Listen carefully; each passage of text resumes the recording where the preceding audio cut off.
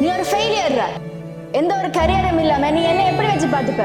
ஒரு கரியர் இருந்தா தானே உன்னை வீட்டை கூட்டிட்டு போய் நான் கலைக்க முடியும். எந்த ஒரு சம்பாத்தியமும் இல்லாம எதுவுமே இல்லாம என்ன எப்படி வச்சு பார்த்துப்ப? எப்ப சம்பாதிச்சு எப்ப கல்யாணம் பண்ணி எப்ப வாழ்றது? சோ முடிச்சுப்ப. என்னால நீ வெயிட் பண்ண இல்லாது. சோ பிரேக்கப் பண்ணிக்கலாம். It's over. நீ படிச்சு கிழிச்சதெல்லாம் காணும் நிஷா. முதல்ல வலிக்கிட்டு வீட்டுக்கு வா. அப்பா உனக்கு மாப்பிள்ளை பார்த்துட்டு இருக்கார். எப்போ பார்த்தாலும் நேரத்தான் காய்ச்சி கொண்டிருக்கீங்க. நான் மேலே படிக்கணும், சொந்த கால நிற்கணும். அதுக்கு பிறகு தான் கல்யாணம். ஏய், எங்களை கொஞ்சம் யோசிப்பார். எங்களுக்கும் வயசாயிட்டு இருக்கு.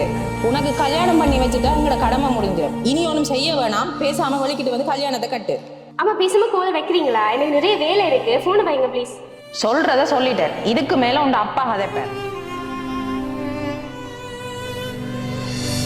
ஏன் ஃபெயில் விட்டுட்ட? வீட்டிலேயே இருக்கிற. இப்படியே போனா வாழ்க்கை என்ன ஆக போகுது? கொஞ்சமாச்சும் யோசிய. எனக்கு பிடிச்சதான் நான் செய்வேன். அதுக்கு நீங்க விடாட்டி நான் அப்படியே வீட்டே இருப்பேன்.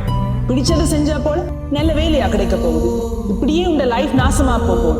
நடு ரோட்ல நின்று பிச்சை எடுப்ப அப்ப புரியும் இதோட அருமை. எப்படிலாம் உன்னால மன நிம்மதியா இருந்து சாப்பிட முடியுது? அம்மா அப்பா இருக்கேக்க எங்கட அருமை புரியாது. நாங்க போன பிறகுதான் வாழ்க்கை நின்று விளங்கு. உங்களுக்கான அரிய வாய்ப்பு. லைஃப்ல ரொம்ப முக்கியமான விஷயம்டா கெரியர். அந்த கெரியரை சூஸ் பண்றதை நினைச்சு நீங்க டிப்ரெஸ் ஆகிட்டு டென்ஷன் ஆகிட்டு இருக்கீங்களா? அதுக்காகவே நாங்க கொண்டு வந்திருக்கோம் எடியூ எக்ஸ்போ. எடியூ எக்ஸ்போன்னா என்ன? இங்க உங்களுக்கு விருப்பமான கரியரை சூஸ் பண்றது மட்டும் இல்லாம அது பத்தின முழு விவரத்தையும் அறிஞ்சு கொள்ளலாம். ஸ்டடீஸ் விருப்பமானாக்கள் ஸ்டடீஸை பத்தியும், ஜாப்ஸ் விருப்பமானாக்கள் ஜாப்ஸை பத்தியும் அறிஞ்சு கொள்றதோட உங்களுக்கு கரியரை பத்தின முழு திருப்தியோட நீங்க போகலாம். இது எப்ப நடக்க போகுதுண்டா